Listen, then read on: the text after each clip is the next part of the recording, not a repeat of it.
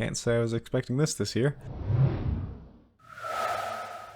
A couple months ago, I shut down my video production schedule to spend an entire month writing a 25,000 word script about one of the best games I've ever played. Originally, as I stated at the end of the first video, I wanted to make 4 videos about Payday, covering the game previous, its base game, its DLC, and then what's coming next respectively. Covering its DLC was daunting. That gargantuan script had a video essay per heist, and frankly, I can't make this. To give some proper context on how long 25,000 words is, this video script is 2,000. So extend the length out about 10.5 times, and not including heist intros. So that's all getting burned. I'll probably put a paste bin of it up on my Patreon or something, but I need to talk about Payday and finish this up, or it will haunt me for the rest of my days. This video is going to be a little different because, well, I already talked about why I have so many hours in this game. Let's quickfire 2013 through 2017. 2013 was the year of the game's release. The only notable additions outside of a lot of really funny fixes were the armored transport heists and the first gauge weapon pack. The transport heists are now widely considered some of the worst in the entire game, and these 3 guns are so interchangeable with the rest of the arsenal, I have no idea why you would pay for them. 2014 brought us the infamy system, more gauge weapon packs, the cloaker from Payday the Heist, 5 of the best heists in the entire game, and Gramfest. The heists are good. Look, I don't have time for this. How else am I gonna get to the part where Giancarlo Despacito turns into an immortal demon? What is that I hear? Rats in the cellar. 2015 brought...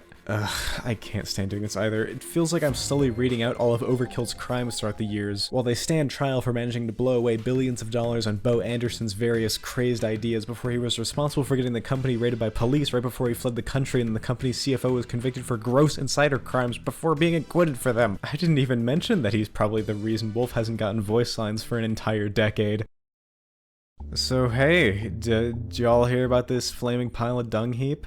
This looks like the most creatively bankrupt game I've ever seen in my entire life, and I've played Hatred. They brought in Chains' voice actor as a contractor in what I can only assume was some attempt to get cred with the Payday crowd, but now that Payday 3 is announced to be coming out this year, I think this will probably sell about as well as the Game Sphere. Well, this video to Hush My Demons is turning out like a fever dream so far.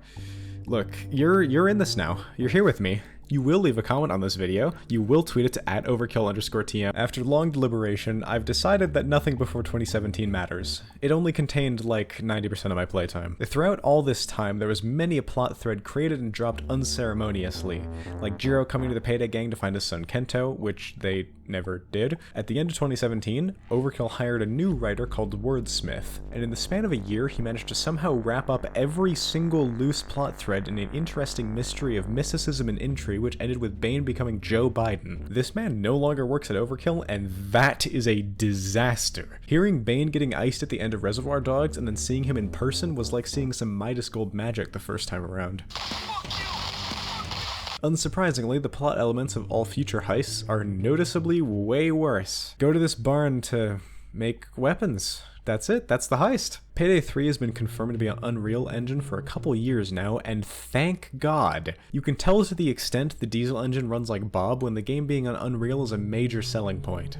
I'm going to be real though, my expectations are absolutely bottom of the barrel. Overkill's track record for releases are an okay game, a buggy desync prone mess, a game abandoned after mere months, and a game pulled from Steam for being that bad. Most of the people who worked on Payday the Heist don't even work at Overkill anymore. They work at 10 Chambers. But let's wildly speculate on how good the game could be.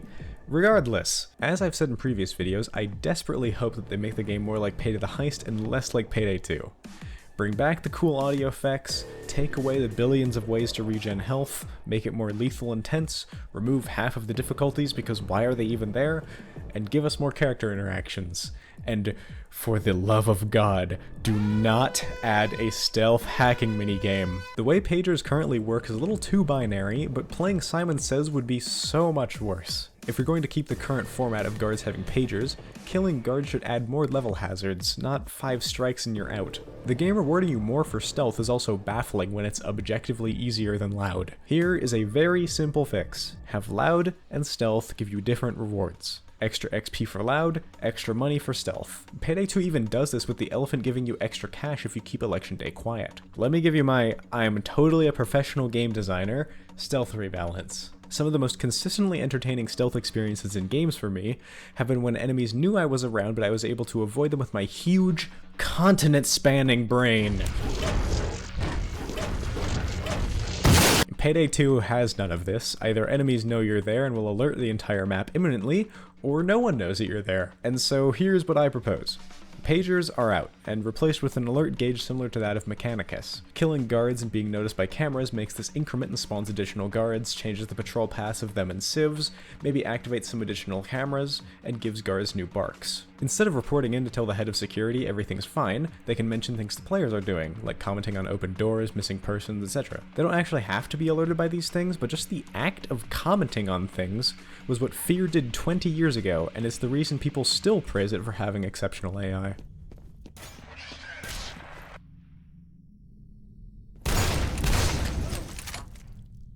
Camera alerts should at least send guards to your position.